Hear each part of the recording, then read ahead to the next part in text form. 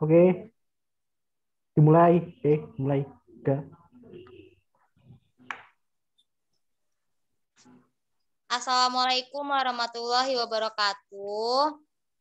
Kami dari Waalaikumsalam. kelompok 1 akan mempresentasikan hasil kerja kami, yaitu tentang materi pemerolehan bahasa anak sebagai tugas mata kuliah pengembangan media dan sumber bahasa Indonesia, dosen pengampu Bapak Andri Wijaksono MPD. Sebelumnya, perkenalkan nama saya Arga Suci Melinia sebagai moderator, dan ada rekan saya Aji Wijaksono, Abi Wanggoro, Ajeng Prasetyaningsih, dan juga Fitri Indasari. Baiklah, langsung aja ke materi yang pertama yang akan dijelaskan oleh saya sendiri.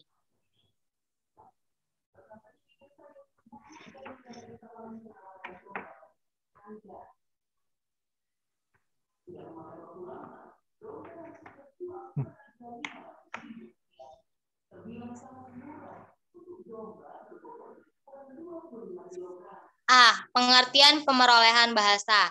Menurut Darjo Wijojo, istilah pemerolehan dipakai untuk padanan istilah Inggris acquisition, yang merupakan suatu proses penguasaan bahasa yang dilakukan oleh anak secara natural pada waktu dia belajar bahasa ibunya. Sementara Char memberikan pengertian bahwa pemerolehan bahasa atau acquisition adalah proses yang berlangsung di dalam otak seorang anak ketika dia memperoleh bahasa pertamanya atau bahasa ibunya. Pemerolehan bahasa biasanya dibedakan dari pembelajaran bahasa. Pembelajaran bahasa berkaitan dengan proses-proses yang terjadi pada waktu seorang anak mempelajari bahasa kedua, setelah dia memperoleh bahasa pertamanya.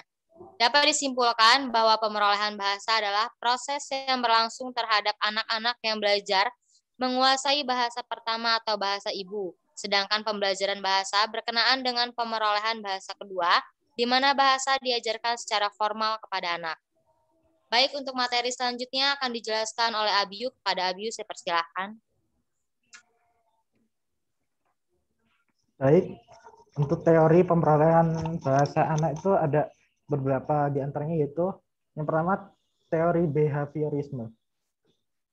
Teori behaviorisme menyoroti perilaku kebahasaan yang dapat diamati langsung dalam hubungan antara rangsangan atau stimulus dan reaksi atau respon. Perilaku bahasa yang efektif adalah membuat reaksi yang tepat terhadap rangsangan. Reaksi ini menjadi suatu kebiasaan jika reaksi tersebut dibenarkan. Sebagai contoh, seorang anak mengucapkan bilang kali untuk barangkali. Pasti anak akan dikritik oleh ibunya atau siapa saja mendengar kata tersebut. Yang kedua yaitu teori nativisme, Chomsky. Teori ini merupakan penganut nativisme. Menurut bahasanya, hanya dapat dikuasai oleh manusia, binatang tidak mungkin dapat menguasai bahasa manusia. Menurut aliran ini, bahasa adalah sesuatu yang kompleks dan rumit, sehingga mustahil dapat dikuasai dalam waktu yang singkat melalui peniruan. Yang ketiga yaitu teori kognitivisme. Munculnya teori ini dipelopori oleh Jean Piaget tahun 1954 yang mengatakan bahwa bahasa itu salah satu di antara beberapa kemampuan yang berasal dari kematangan kognitif. Jadi urutan-urutan perkembangan kognitif menentukan urutan perkembangan bahasa itu sendiri. Yang keempat itu teori interaksionisme. Teori interaksionisme beranggapan bahwa pemerolehan bahasa merupakan hasil interaksi antara kemampuan mental pembelajaran dan lingkungan bahasa. Hal ini dibuktikan oleh berbagai penemuan seperti yang telah dilakukan oleh Howard Gardner. Dia mengatakan bahwa sejak lahir anak telah dibekali dengan kecerdasan. Salah satu kecerdasan yang dimaksud adalah kecerdasan bahasa. Akan tetapi, yang tidak dapat dilupakan adalah lingkungan juga faktor yang mempengaruhi kemampuan bahasa seorang anak. Materi selanjutnya akan dijelaskan oleh Fitri Indasari. Kepada Fitri Indasari, saya persilahkan. Baik, di sini saya akan membahas pengertian bahasa pertama. Pemerolehan bahasa biasanya dibedakan dengan pembelajaran bahasa. Pembelajaran bahasa berkaitan dengan proses-proses yang terjadi pada waktu seorang anak-anak mempelajari bahasa kedua setelah dia memperoleh bahasa pertamanya. Jadi, pemerolehan bahasa berkenaan dengan bahasa pertama, sedangkan pembelajaran bahasa berkenaan dengan bahasa kedua. Chair 2003 167.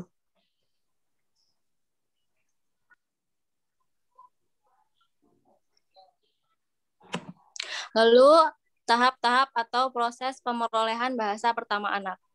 Ardiana dan Syamsul Sodik membagi tahap pemerolehan bahasa pertama menjadi 4 tahap, yaitu tahap pemerolehan kompetensi dan performansi, tahap pemerolehan semantik, tahap pemerolehan sintaksis, dan tahap pemerolehan fonologi.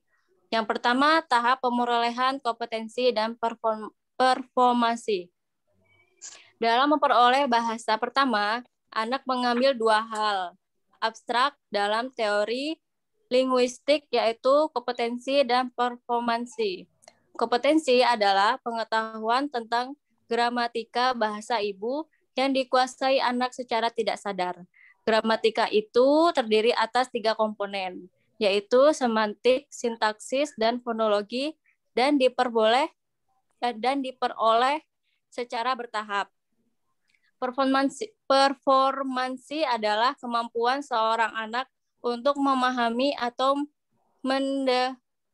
mendekodekan dalam proses reptif dan kemampuan untuk menuturkan atau mengkodekan dalam proses produktif. Sehingga dapat kita gambarkan bahwa kompetensi merupakan bahannya dan performansi merupakan alat yang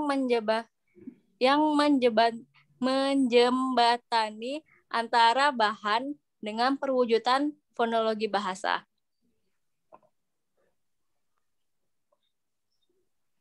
Materi selanjutnya akan dijelaskan oleh Aji. Kepada Aji saya persilahkan. Baik, terima kasih moderator. Yang kedua yaitu ada tahap pemerolehan semantik. Pemerolehan sintaksis bergantung pada pemerolehan semantik. Yang pertama diperoleh oleh anak bukanlah struktur sintaksis, melainkan makna semantik. Sebelum mampu mengucapkan kata sama sekali, anak-anak rajin mengumpulkan informasi tentang lingkungannya.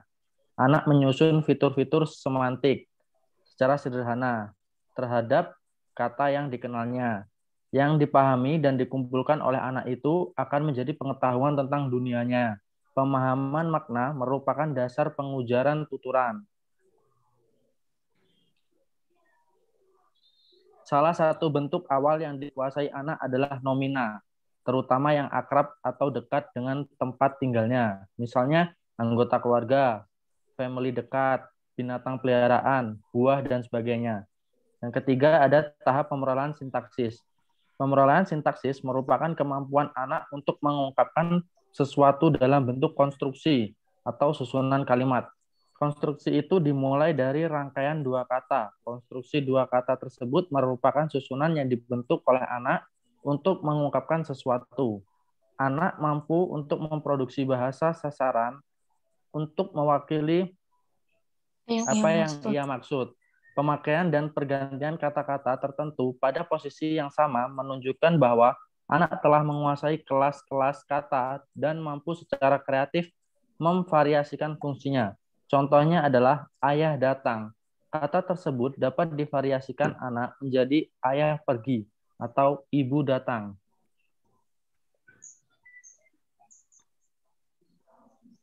Kemudian yang keempat ada tahap pemerolehan fonologi. Secara fonologis, anak yang baru lahir memiliki perbedaan organ bahasa yang amat mencolok dibandingkan orang dewasa. Berat otaknya hanya 30% dari ukuran orang dewasa. Rongga mulut yang masih sempit itu hampir dipenuhi oleh lidah. Bertambahnya umur akan melebarkan rongga mulut. Pertumbuhan ini memberikan ruang gerak yang lebih besar bagi anak untuk menghasilkan bunyi-bunyi bahasa. Pemerolehan fonologi atau bunyi-bunyi bahasa diawali dengan pemerolehan bunyi-bunyi dasar. Setelah anak mampu memproduksi bunyi, maka seiring dengan berjalannya waktu, anak akan lebih mahir dalam memproduksi bunyi. Hal ini dipengaruhi oleh lingkungan, kognitif, dan juga alat ucapnya. Materi selanjutnya akan dijelaskan oleh Ajeng. Kepada Ajeng saya persilahkan. Baik, moderator. Di sini saya akan menjelaskan tentang pemerolehan bahasa kedua. Bahasa kedua adalah bahasa yang digunakan anak setelah ia menguasai bahasa pertamanya. Pemerolehan bahasa kedua merupakan proses pemerolehan bahasa yang kompleks dan bertahap, baik yang dialami oleh anak maupun orang dewasa, baik bahasa lisan maupun tulisan. Ellis 1989 menyatakan bahwa pemerolehan bahasa kedua merupakan proses yang kompleks dan mencakup banyak faktor yang saling berhubungan. Ada 3 macam pengaruh proses belajar bahasa kedua, yaitu pengaruh pada urutan kata dan karena proses penerjemahan, pengaruh pada morfem terikat, dan pengaruh bahasa pertama walaupun pengaruh isi sangat lemah atau kecil.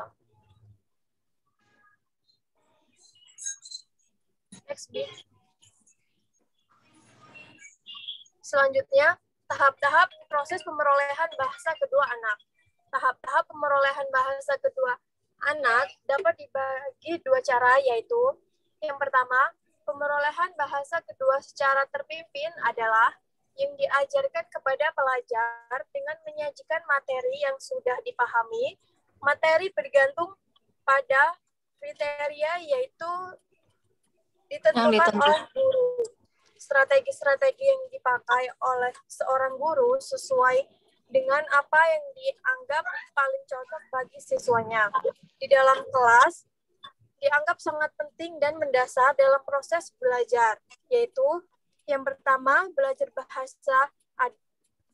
bahasa adalah orang. Yang kedua, belajar bahasa adalah orang-orang dalam interaksi dinamis. Dan yang ketiga, belajar bahasa adalah orang-orang dalam responsif. Selanjutnya, yang nomor 2, pemerolehan bahasa kedua secara alamiah adalah pemerolehan bahasa kedua atau asing yang terjadi dalam komunikasi sehari-hari.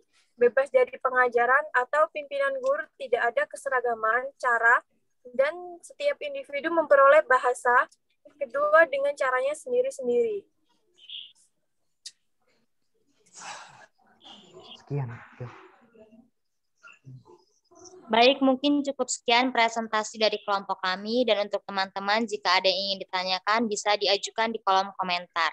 Saya akhiri, wabillahi taufiq wal hidayah. Wassalamualaikum warahmatullahi wabarakatuh.